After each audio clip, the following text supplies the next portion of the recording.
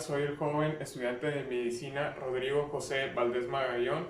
Actualmente curso el noveno semestre en la Universidad Autónoma de Durango, Campus Mazatlán.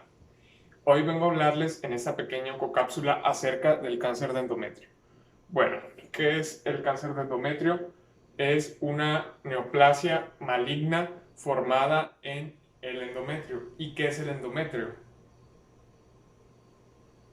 El endometrio es una de las dos capas principales de lo que es la cavidad uterina. La cavidad uterina se conforma, como ya lo dije, por dos capas principalmente, que es el miometrio y el revestimiento interno, que es el endometrio. Aquí es donde se desarrolla el cáncer o las neoplasias de las que hoy les vengo a hablar.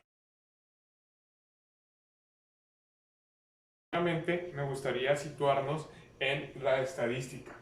Bueno, y en contextos mundiales, 280,000 casos al año se van a ser detectados de cáncer de endometrio. Es un número muy importante, por lo que tenemos que estar alarmados nosotros como médicos, porque además de detectarse esta cantidad de casos al año en el mundo, esta tumoración, vaya, o este cáncer suele ocupar el sexto lugar en neoplasias malignas entre mujeres a nivel mundial.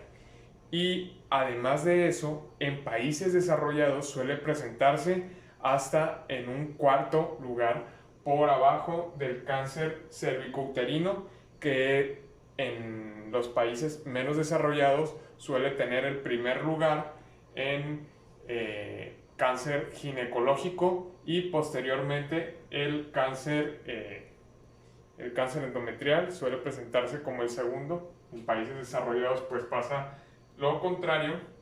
Entonces vamos a tener como otro dato estadístico que este cáncer es más común en mujeres por encima de los 50 años, o sea, pacientes que están cursando o bien que están siendo pacientes posmenopáusicas, y una edad promedio. Se hablaba en la literatura, o más bien se habla, que la edad o el rango de edad que suele ser más peligroso para este cáncer suele ser de los 50 años hasta los 70, pero manejan un promedio, y en diferentes literaturas la manejan como 59 años, 61 años y en otras hasta 63 años. Por eso cabe recalcar que les puse este rango de edad.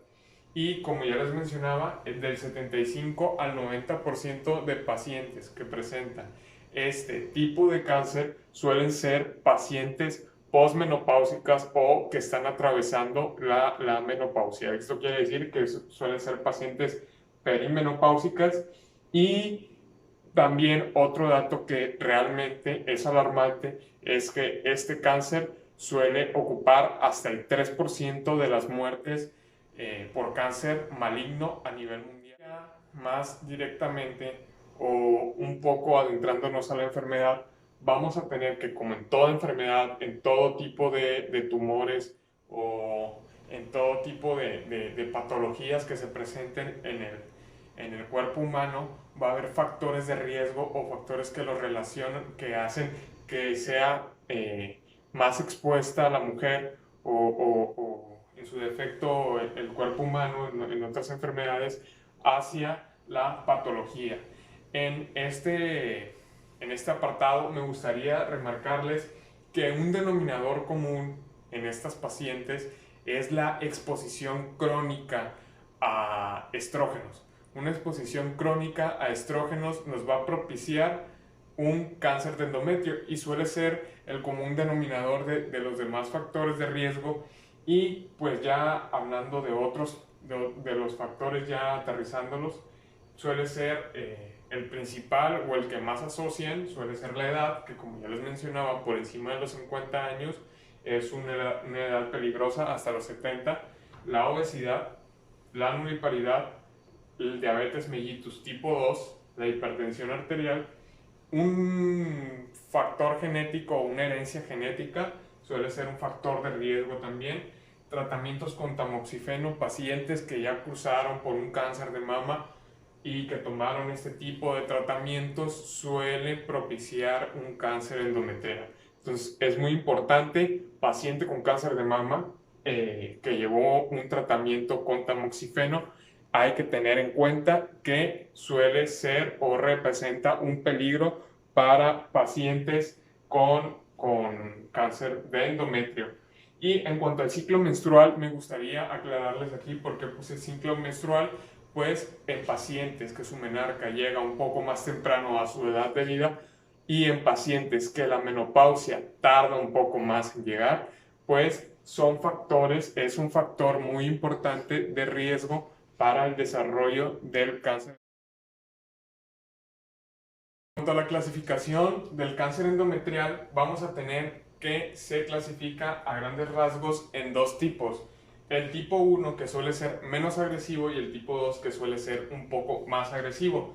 El tipo 1 regularmente pues está asociado a la estimulación estrogénica y suele presentarse en pacientes pre o perimenopáusicas, mientras que el tipo 2 esencialmente se presenta en pacientes postmenopáusicas y pues como ya les comentaba es un poco más agresivo. En cuanto a las alteraciones genéticas, cabe recalcar que el gen que se caracteriza o la mutación genética que se caracteriza por el tipo 1 es el PTEN.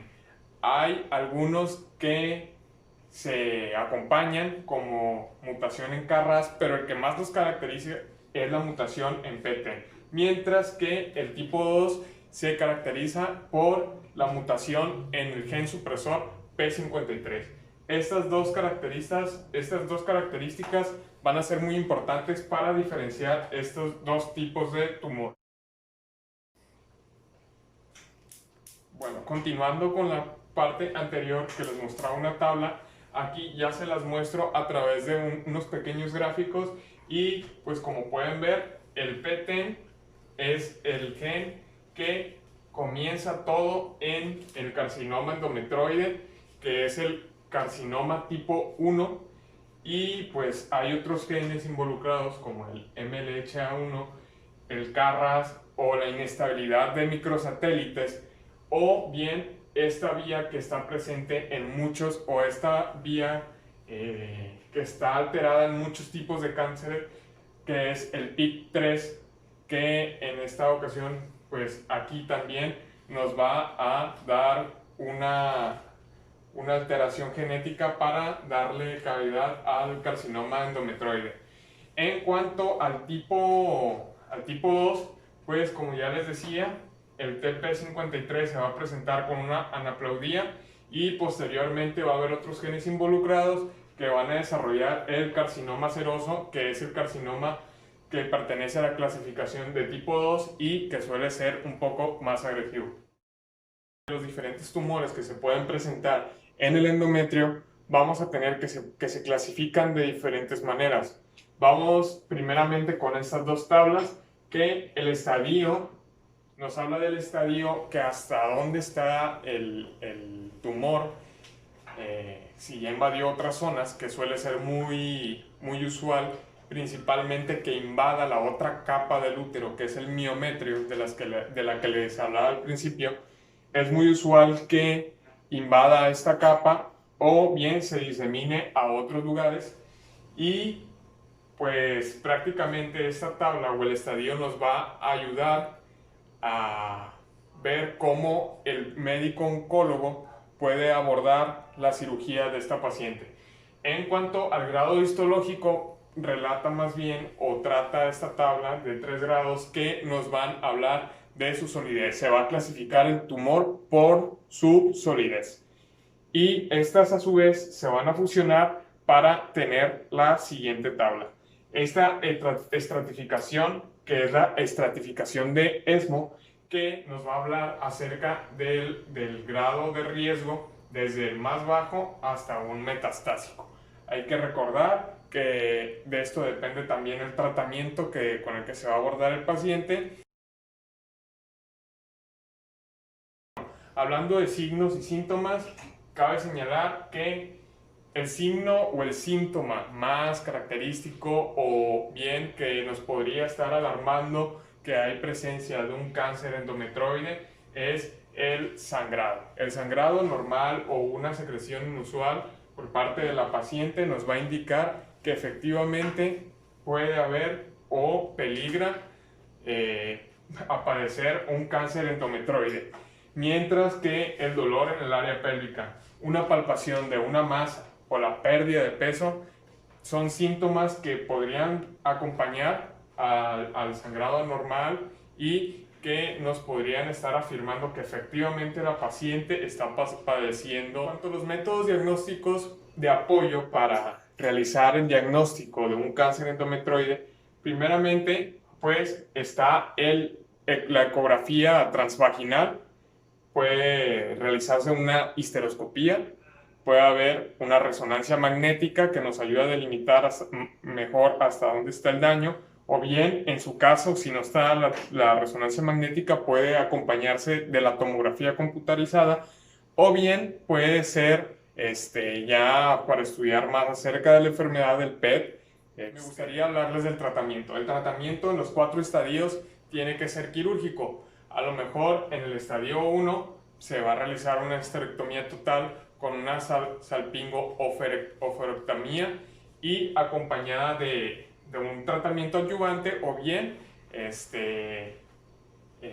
o de radioterapia con quimioterapia, que a su vez suele ayudar hasta el 36% de los pacientes a evitar recaída, mientras que en el estadio 3 y 4 pues prácticamente son cirugías que ayudan al paciente a delimitar el radio del tumor o delimitar el daño que está ocasionando. Muchas veces en el estadio 4 suelen realizarse pues cirugías que solamente son paliativas para la paciente y que no van a llegar a ninguna solución con esto, pero pues les puede mejorar la calidad de vida.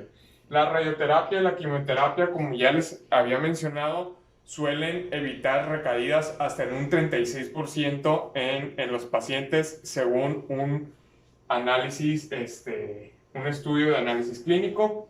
Y pues en cuanto al tratamiento adyuvante, se aplican platinos y más bien van enfocados a pacientes en estadio 2 y en estadio. Gracias. Yo soy el médico en formación Rodrigo José Valdés Marañón. Espero y les haya gustado el contenido de este video y sea de su utilidad.